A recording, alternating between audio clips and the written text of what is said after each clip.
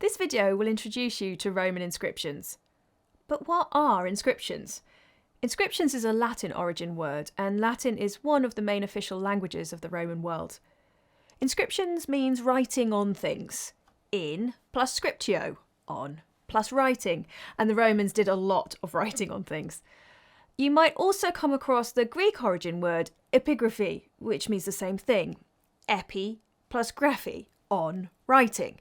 And you'll have found that graphy form in various words, such as biography or geography, calligraphy, which means beautiful writing, and paleography, which means old writing, which is the study of handwriting in the ancient world.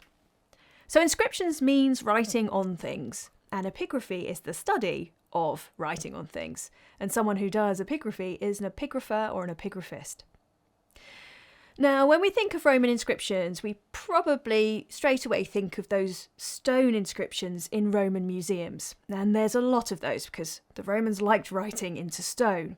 Some of them are really big and impressive, with images carved on them, some of which would originally have been painted.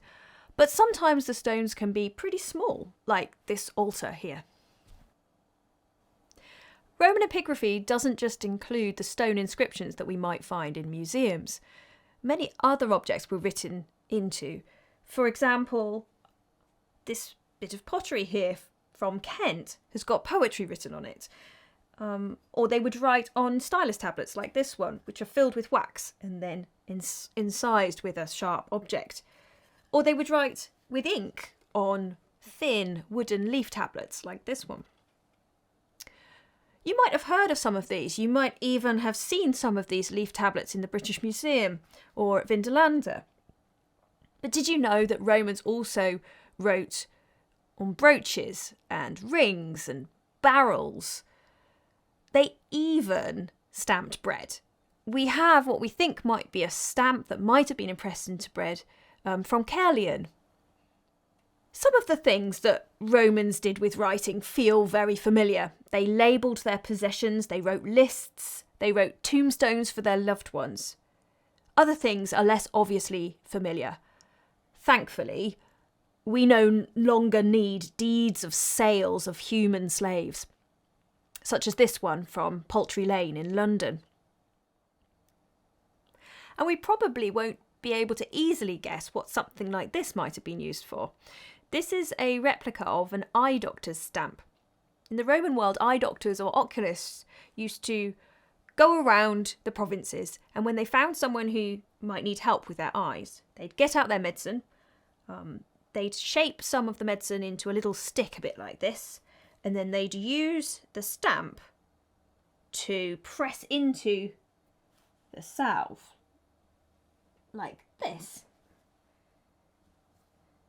And that piece of salve would then say the name of the eye doctor and the condition, the eye condition and the medicine that was used to fix it.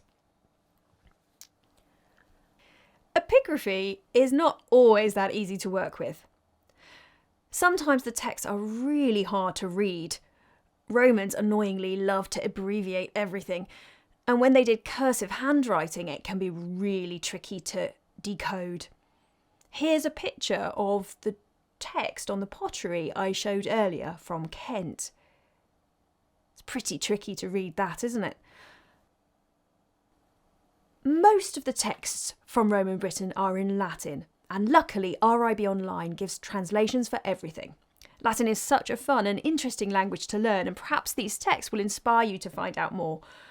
And one day, if you want to learn what all the brackets and dots mean in the editions of the texts, you can learn epigraphy if you do classics at university. We hope you'll explore the Roman inscriptions of Britain online and will enjoy being an epigraphist.